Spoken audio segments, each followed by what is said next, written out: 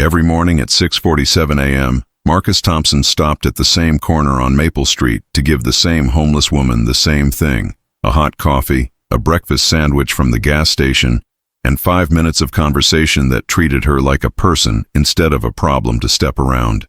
It had started 3 months ago, the first time he'd seen her sitting on the bench outside the closed library, her clothes worn but clean, her gray hair pulled back in a neat bun that suggested she still had dignity even if she'd lost everything else. Marcus knew what it was like to have nothing, to be one paycheck from disaster, to measure worth by what you could provide rather than who you were. So he stopped, introduced himself, and asked her name. Ruth, she'd said, her voice cultured in a way that didn't match her circumstances, the kind of voice that spoke of education and a life that had been something different once. Just Ruth. She'd accepted the coffee with hands that trembled slightly, whether from cold or age or something else Marcus couldn't determine. Thank you, young man. You didn't have to do this. But Marcus did have to, in the way that people who've been hungry understand. Feeding others isn't optional. It's necessary. His mother had raised him alone after his father died, working 3 jobs to keep him housed and fed, teaching him that kindness wasn't what you did with your excess, but what you gave from your need. She'd been gone 5 years now, cancer taking her the same way poverty had taken his childhood, but her voice still guided him every morning when he stopped at that bench. Marcus was 37, a single father to 9-year-old twins, Mia and Miles, who asked more questions than he had answers for and loved harder than seemed possible for humans so small. Their mother had left when the babies were 6 months old, walked out with a note that said she wasn't built for this life, this struggle, these choices between diapers and rent. Marcus had been working as an auto mechanic then, barely making ends meet, and somehow after she left, things got simultaneously harder and simpler. Harder because 2 infants required more hands than he had. Simpler because he no longer had to pretend that his best was good enough for someone who'd stopped believing in him. He'd worked his way up to shop manager over the years, got slightly better pay and slightly more respect, but slightly better still meant budgeting every dollar, still meant generic cereal and thrift store clothes, still meant his kids asking why they couldn't afford things their classmates took for granted.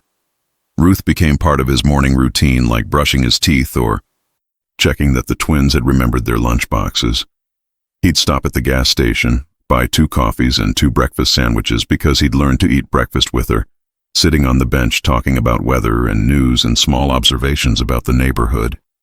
She never asked him for money beyond the meal, never told him her full story, though fragments emerged over weeks. She'd had a family once. Something had happened. She couldn't go back.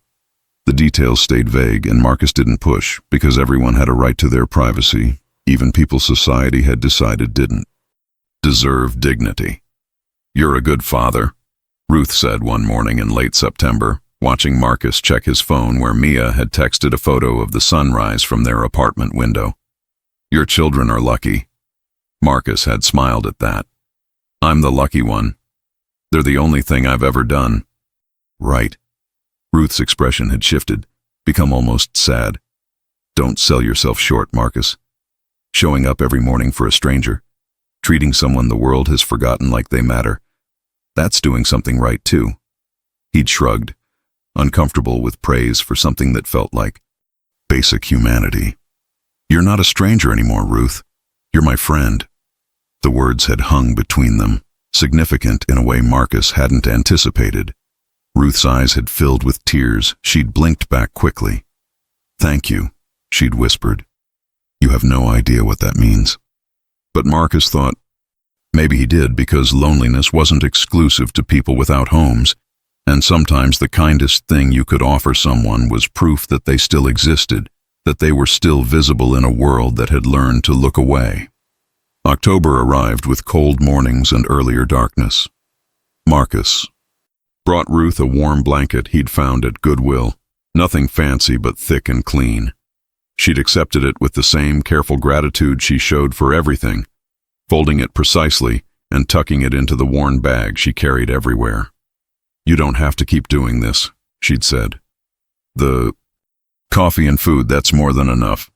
But Marcus had learned that Ruth ate little, often saving half the sandwich for later, and he suspected she was going hungry more often than she'd admit. "I want to," he'd said simply. "Besides, who else is going to debate with me about whether the library should stay open on Sundays?"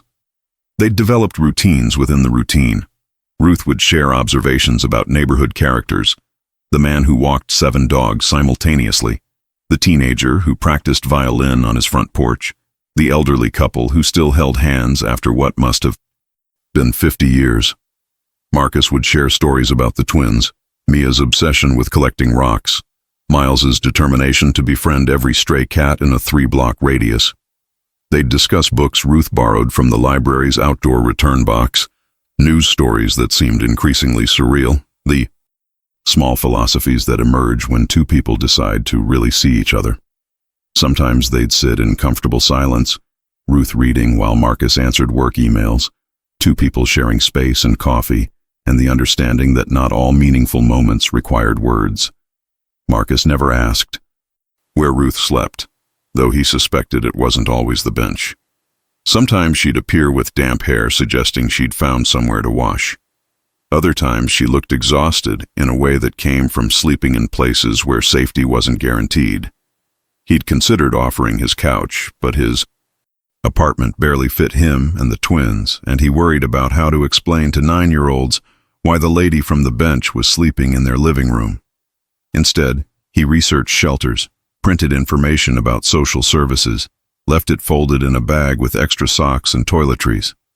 Ruth had accepted it with thanks, but never mentioned whether she'd used any of it. "Why do you help that homeless lady?" Miles had asked one morning when Marcus was running late and the boy had come along for the coffee stop. Marcus had knelt down to his son's level, making sure Miles could see his face. "Because she's a person who needs help, and we have enough to share." Miles had considered this, his small face serious. "Even though we're not rich?" "Especially because we're not rich," Marcus had said. "When you don't have much, you remember what it's like to need help. That makes you want to help others." Miles had nodded, then run to the gas station and used his allowance to buy Ruth a cookie. Ruth had cried when the boy handed it to her, and Marcus had learned that his son already understood lessons about humanity that some people never learned. 3 months became routine, friendship became the best part of Marcus's morning. Then came the Tuesday that shattered everything. Marcus arrived at the usual time with the usual coffee and sandwich, but Ruth wasn't on the bench. In her place sat a folded note weighed down with a smooth river rock from Mia's collection that Ruth had admired weeks ago. Marcus picked up both, his hands suddenly cold despite the coffee warming his palms. The note was in Ruth's precise handwriting. "Marcus, I'm sorry for the deception. The truth is complicated, and I'm not sure I have the courage to face you with it. Thank you for 3 months of seeing me as a person. You restored something I thought I'd lost forever." Ruth. Deception. Marcus read the note 3 times, trying to understand what truth could be complicated about a homeless woman accepting coffee and kindness. He pocketed the rock and note, left the coffee and sandwich on the bench in case Ruth returned, and went to work with anxiety settling in his chest like a stone. That evening, after the twins were asleep, he walked back to the bench. Still empty. He asked the night clerk at the gas station if she'd seen Ruth. No one matching her description had been around. He returned the next morning, and the next, leaving coffee that went cold and sandwiches that disappeared, though he couldn't be sure if Ruth took them or if someone else had. A week passed. Marcus continued the routine because stopping felt like giving up, and giving up on Ruth felt like betraying everything their friendship had meant. He left notes of his own. "Ruth, wherever you are, I hope you're okay. I'm not angry about any deception. I'm just worried. Your friend, Marcus." On the 8th day, Marcus arrived to find the bench occupied, but not by Ruth. 4 men in dark suits and earpieces stood surrounding it, their postures screaming security, law enforcement, or both. A woman in her 60s sat on the bench, expensive suit, perfectly styled gray hair, the kind of composure that came from power and money. Behind her, a black SUV was parked at the curb, 3 more vehicles behind it. Marcus stopped walking, his brain trying to reconcile the scene with his morning coffee run. One of the security men stepped forward. "Marcus Thompson?" Marcus's first thought was that he was in trouble, that somehow his kindness to Ruth had been illegal, that he was about to lose everything for giving breakfast to someone who needed it. "Yes?" His voice came out steadier than he felt. "That's me." The woman on the bench stood and turned, and Marcus's coffee hit the sidewalk, hot liquid splashing his shoes. It was Ruth. Not Ruth, the homeless woman in worn clothes and tired eyes. Ruth, the powerful, polished person who commanded 4 bodyguards and a motorcade. But the eyes were the same, the ones that had looked at him with gratitude every morning for 3 months. "Hello, Marcus," she said, and her voice was the same too, cultured and kind. But now he heard the authority underneath it. "I owe you an explanation." Marcus couldn't speak. His mind was spinning through 3 months of conversations, of giving food and coffee to someone who apparently didn't need either, of being played for a fool in a way he couldn't begin to understand. "Who are you?" He finally managed. "Ruth Patterson," she said, "CEO of Patterson Holdings, net worth approximately $2.8 billion, and for the past 3 months, homeless by choice." She gestured to the bench. "Will you sit with me, like we used to?" Marcus wanted to run, to disappear from this surreal scene, but his legs carried him to the bench out of habit or shock or the desperate need for explanation. Ruth sat beside him, the security detail giving them space but remaining watchful. "I'm sorry," she began, her hands folded in her lap the same way they'd been every morning. "The deception was necessary, but the friendship was real. Everything we shared, every conversation, that was all true. Except the part where you pretended to be homeless," Marcus said, hearing the bitterness in his voice. "Except that," Ruth admitted. "Let me tell you why. She'd been CEO of Patterson Holdings for 30 years. She explained, building an empire from her father's struggling manufacturing company into a multi-billion-dollar conglomerate. She'd been successful, ruthless when necessary, respected in boardrooms and feared by competitors. But 3 months ago, she'd faced a betrayal that shook everything. Her own son, VP of Operations, had been systematically embezzling from the company, planning to stage a hostile takeover, trying to have his mother declared mentally unfit so he could seize control. The evidence was clear, the betrayal complete. "I realized I'd raised a monster," Ruth said, her voice cracking. "Someone who saw me as an obstacle to wealth rather than as his mother, and I wondered if I'd become someone who deserved that. So she disappeared, left her penthouse, her cars, her security, her entire life, donned Goodwill clothes and sat on a bench to see what it felt like to be invisible, to be the kind of person she'd stepped over in her pursuit of success. I wanted to know if anyone would see me," she said. "Really see me. Not as a CEO or a dollar sign, but as a human being who needed help. For 2 weeks, thousands of people passed me on this bench. Not one stopped. Not one acknowledged my existence. Then you showed up with coffee and a question about my day, and you treated me like I mattered." Marcus listened, trying to process this impossible story. "So I was what? A test? An experiment to see if decent people still existed?" "No," Ruth said firmly. "You were proof that they do. Marcus, I sat on this bench for 2 weeks being invisible. Then I met you. And every morning you showed me that character still matters. That some people choose kindness, not because it benefits them, but because it's who they are. You had nothing to gain from helping me. In fact, you gave from your own need, buying me food when I later learned you were choosing between groceries and your utility bill." Marcus flinched. She'd known. "My lawyers have been investigating," Ruth continued gently. "Not to invade your privacy, but because I needed to understand who you were. And what I learned is that you're exactly who I thought you were. A man who works 60 hours a week to provide for his children, who's never missed a child support payment to an ex-wife who abandoned you. who volunteers at the community center teaching car maintenance to kids who can't afford. Mechanics, who stops every morning to have coffee with a stranger because it's the right thing to do. "Why are you telling me this?" Marcus asked. "Why show up with bodyguards and lawyers? Why not just disappear and let me keep thinking Ruth the homeless woman was real?" Ruth pulled an envelope from her purse. "Because the friendship was real, and friends don't disappear without explanation. And because I want to offer you something." She handed him the envelope. Inside was a contract, pages of legal language that Marcus's tired eyes struggled to parse. "What is this?" "A job offer," Ruth said. "Director of Corporate Social Responsibility for Patterson Holdings. Salary $250,000 annually. Full benefits. Your job would be identifying people and communities that need help and making sure we provide it. Not tax write-offs or PR stunts, but real help, the kind of help you gave me." Marcus stared at the contract, the numbers seeming fictional. "I'm an auto mechanic. I'm not qualified to—" "You're qualified because you have something my company needs and I've apparently lost. A moral compass." Ruth interrupted. "You know what it's like to struggle. You know what real need looks like. You know how to see people everyone else ignores. That's worth more than any MBA." Marcus shook his head, overwhelmed. "This doesn't make sense. You're offering me a $250,000 job because I bought you coffee?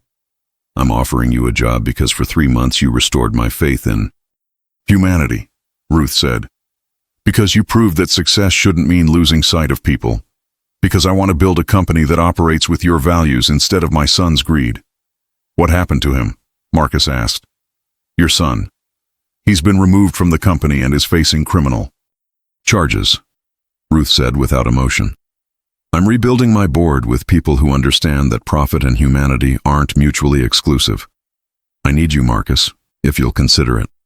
Marcus thought about the twins, about Mia's dream of space camp she'd never mentioned because she knew they couldn't afford it, about Miles wanting guitar lessons, about never having to choose between fixing the car and buying groceries, about showing his children that character gets recognized sometimes, that doing the right thing matters even when nobody's watching. "Can I think about it?" Ruth smiled.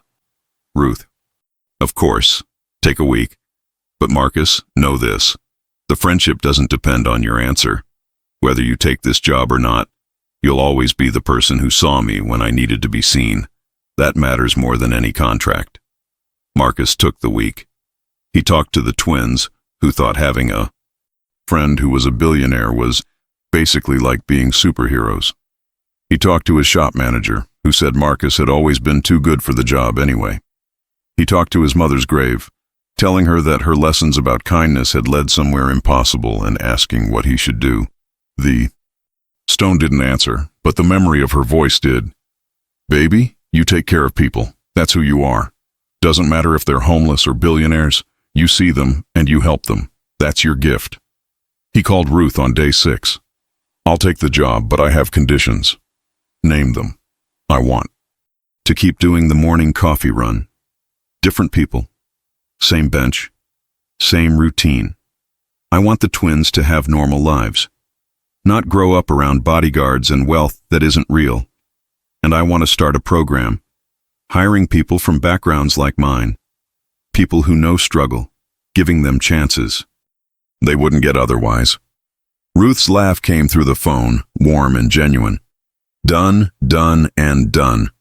Welcome to Patterson Holdings, Marcus. I have a feeling you're going to change everything."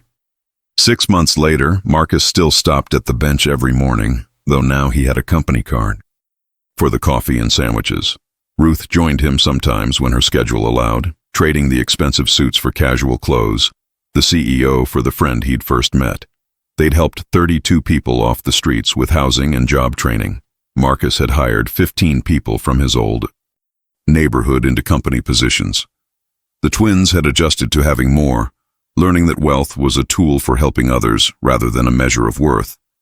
And every morning, Marcus carried a river rock in his pocket, the one Mia had collected and Ruth had admired, a reminder that sometimes kindness circles back in ways impossible to predict. The corporate board hadn't loved Marcus at first, this auto mechanic with no degree telling them how to spend money on people they'd never noticed. But when Patterson Holdings' public favorability soared, when employees reported unprecedented satisfaction, when productivity increased because people felt valued rather than used, the board learned that maybe moral compass mattered more than they'd thought. Marcus's program, called See Me Initiative, became model other companies copied. The premise was simple: hire people based on character demonstrated through adversity, provide training and support, measure success by lives changed rather than only profit margins. It shouldn't have been revolutionary, but in a world that measured worth by credentials and status, choosing to see people everyone else ignored was radical. Ruth retired a year later, turning CEO position over to someone who shared Marcus's values, and began working full-time on the foundation they'd created together. "I spent 30 years building wealth," she told him. "I want to spend whatever time I have left building equity." She funded scholarships for kids like the twins, housing for people like the Ruth she'd pretended to be, programs that addressed root causes of poverty rather than just symptoms. And every decision, every initiative, every dollar spent, she ran past Marcus first, asking, "Is this how you'd help? Is this real?" Marcus's twins grew up understanding that wealth was temporary but character was forever, that helping others wasn't charity but humanity, that their father had earned his success not through credentials but through choosing kindness when it cost him something. They learned these lessons from watching him, from seeing him stop for strangers, from hearing him tell the story of the homeless woman who wasn't homeless, and the morning coffee runs that changed everything. Years later, when journalists asked Ruth Patterson why she'd given a $250,000 job to an auto mechanic with no corporate experience, she'd always say the same thing: "Because Marcus Thompson saw me when I needed to be seen most. He treated me like a person when I was testing whether anyone would." That kind of character can't be taught or bought. It can only be recognized and given the platform it deserves. And when they asked Marcus why he'd helped a homeless woman every morning for 3 months, he'd shrug and say, "Because she needed coffee and I had $5. Because she was alone and I had 5 minutes. Because kindness is free, and looking away from people who need help costs you your humanity." The idea's truth, the one they both knew but rarely articulated, was that Ruth had needed Marcus as much as he'd needed the opportunity she'd provided.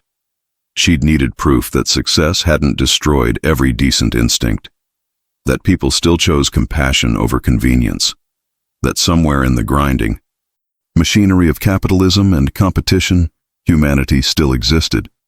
And Marcus had needed to learn that doing the right thing consistently, choosing character over comfort, seeing people everyone else ignored, that all of it mattered in ways he couldn't have predicted.